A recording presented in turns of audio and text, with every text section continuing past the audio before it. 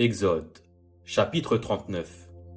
Avec les étoffes teintes en bleu, en pourpre et en cramoisi, on fit les vêtements d'office pour le service dans le sanctuaire et on fit les vêtements sacrés pour Aaron, comme l'Éternel l'avait ordonné à Moïse. On fit l'éphod d'or, de fil bleu, pourpre et cramoisi, et de fin lin retors. On étendit des lames d'or et on les coupa en fils, que l'on entrelaça dans les étoffes teintes en bleu, en pourpre et en cramoisi, et dans le fin lin. Il était artistement travaillé. On y fit des épaulettes qui le joignaient, et c'est ainsi qu'il était joint par ses deux extrémités. La ceinture était du même travail que l'éphod, et fixée sur lui. Elle était d'or, de fil bleu, pourpre et cramoisi, et de fin lin retors, comme l'Éternel l'avait ordonné à Moïse. On entoura des montures d'or, de pierre, d'onyx, sur lesquelles on grava les noms des fils d'Israël, comme on grave les cachets. On les mit sur les épaulettes de l'éphod, en souvenir des fils d'Israël, comme l'Éternel l'avait ordonné à Moïse.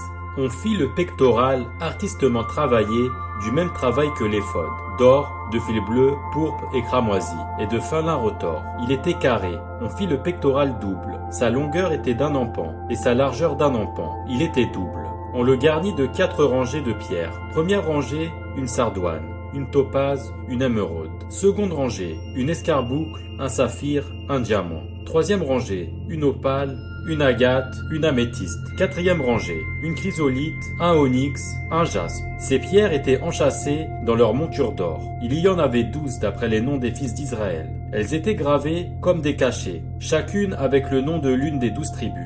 On fit sur le pectoral des chaînettes d'or pur, tressées en forme de cordon. On fit 2 montures d'or et 2 anneaux d'or, et on mit les 2 anneaux aux 2 extrémités du pectoral. On passa les 2 cordons d'or dans les 2 anneaux aux 2 extrémités du pectoral. On arrêta par devant les bouts des 2 cordons aux 2 montures placées sur les épaulettes de l'éphod. On fit encore 2 anneaux d'or que l'on mit aux 2 extrémités du pectoral, sur le bord intérieur appliqué contre l'éphod. On fit 2 autres anneaux d'or que l'on mit au bas des 2 épaulettes de l'éphod, sur le devant, près de la jointure, au-dessus de la ceinture de l'éphod.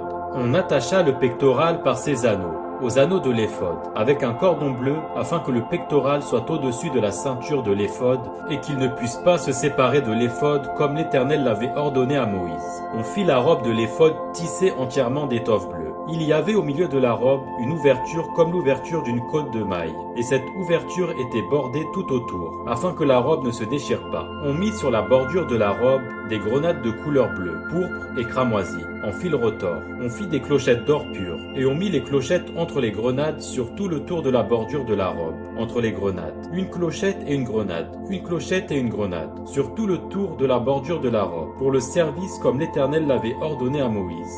On fit les tuniques de fin lin, tissées pour Aaron et pour ses fils, la tiare de fin lin et les bonnets de fin lin, servant de parure, les caleçons de lin de fin lin retors, la ceinture de fin lin retors brodée et de couleur bleue, pourpre et cramoisi, comme l'Éternel l'avait ordonné à Moïse.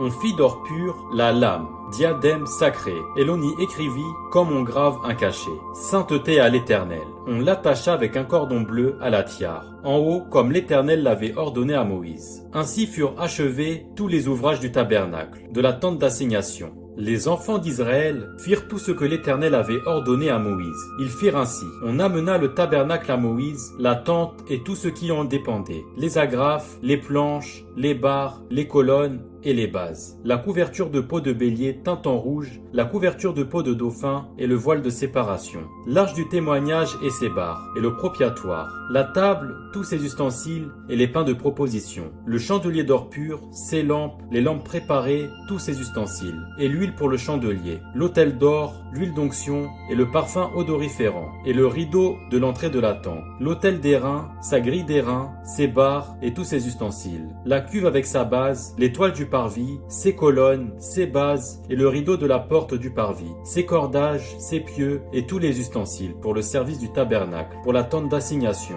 les vêtements d'office pour le sanctuaire, les vêtements sacrés pour le sacrificateur Aaron et les vêtements de ses fils pour les fonctions du sacerdoce. Les enfants d'Israël firent tous ces ouvrages en se conformant à tous les ordres que l'Éternel avait donnés à Moïse. Moïse examina tout le travail, et voici, il l'avait fait comme l'Éternel l'avait ordonné. Il l'avait fait ainsi, et Moïse les bénit.